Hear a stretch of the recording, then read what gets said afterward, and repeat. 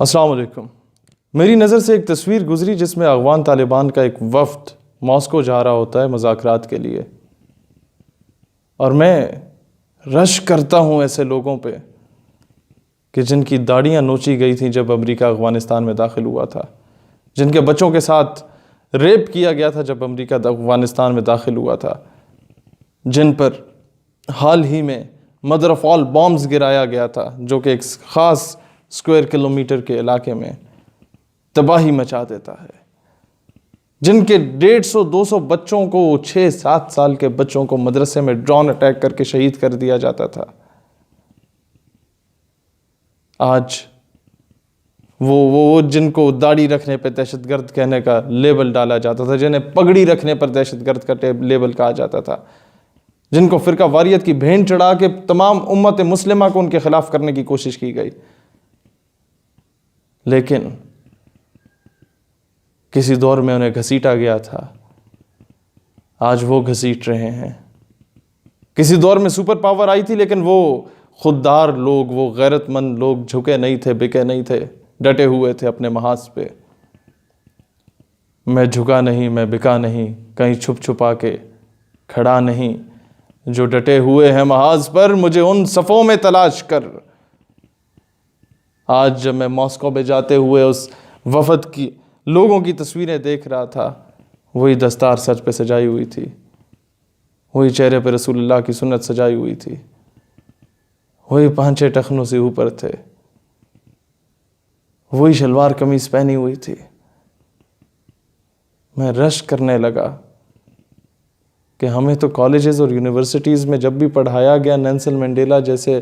بندے کو بتایا گیا کہ بھئی یہ لیڈر ہے، چی گویرا بتایا گیا کہ یہ لیڈر ہے، نو ڈاؤٹ، بہت زبردست لوگ تھے یہ دونوں، لیکن کاش کہ آنے والے بچوں کو بتایا جائے کہ کوئی لیڈر ملا عمر مجاہد کی صورت میں بھی گزرا تھا، کہ جس کی طرف جب امریکہ نے میلی نظر اٹھا کے دیکھا تھا تو امریکی فوجیں، ان کے ٹینکرز، ان کے سارے ٹیکنالوجی ختم ہو گئی تھی، لیکن افغانیوں میں موجود وہ اسلام کی تڑپ ختم نہیں ہوئی تھی۔ آج بھی کہتا ہوں افغانستان کے لوگوں سے کہ ایسے لوگوں سے وفا کرو جنہوں نے تمہیں غلامی سے بچایا، نہ کہ ایسی پپٹ گورنمنٹ سے وفاداری کرو جو کہ تمہیں پاکستان کے خلاف استعمال کر رہی ہیں، جو کہ تمہیں مسلمانوں کے خلاف استعمال کر رہی ہیں، جو کہ تمہیں استعمال کر رہی ہیں کہ تم لسانیت کی بنیاد پہ، قومیت کی بنیاد پہ اپنے پڑوسی مسلمان ممالک کے خلاف یوز کیے جاؤ۔ ایسے لوگوں کو آئیڈیلائز کرو جو نہ کبھی جھکے تھے،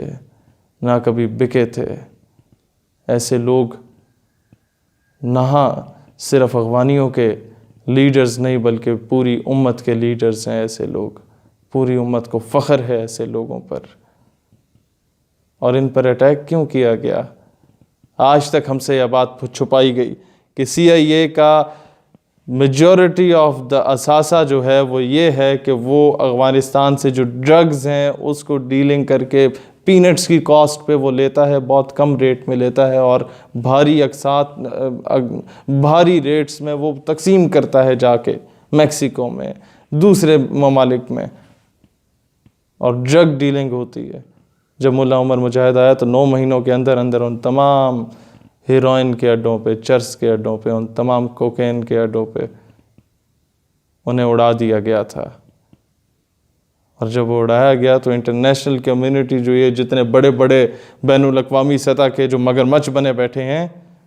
ان کے کاروبار ٹھپ ہو گئے تھے جناب والا۔ تب جا کے یونائٹڈ نیشن کی امبریلا میں ان لوگوں کے خلاف امریکہ کو بھیجا گیا۔ جب اسلام کے مطابق زنا کرنے والوں کو سزا ملی تھی، کوڑے پڑے جا رہے تھے، تو اس کی ویڈیو لیک کر کے امریکہ میں پھیلائی گئی کہ یہ تو ظلم ہو رہا ہے انسانیت پہ، یہ تو جبر و تشدد ہو رہا ہے انسانیت پہ۔ اور اس بیس پہ یہ لوگ آئے۔ کاش کہ یونائٹڈ نیشن کی امبریلا میں فوجیں برما بھی چلی جائیں،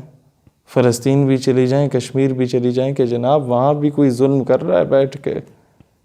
وہاں بھی کوئی مسلمان بچیوں کا ریپ کر رہا ہے، وہاں بھی کوئی لوگوں کے برہنہ کر کے ان کے جسموں کو کاٹ کے ان کے تکے بوٹیاں اور کباب بنائے جا رہے ہیں۔ شاید انسانیت کا درس وہاں بھی دیا جائے جہاں پر ظلم مسلمانوں کے ساتھ ہو رہا ہے، لیکن نہیں، ختم کرنا تھا تو اسلامی حکومت کو ختم کرنا تھا، اور ہمارے بھی کئی لوگ استعمال کیے گئے اس میں، اور انشاءاللہ تعالی اللہ ایسے لوگوں کو دنیا میں بھی رسوا کرے گا اور آخرت میں بھی۔ اللہ اسلام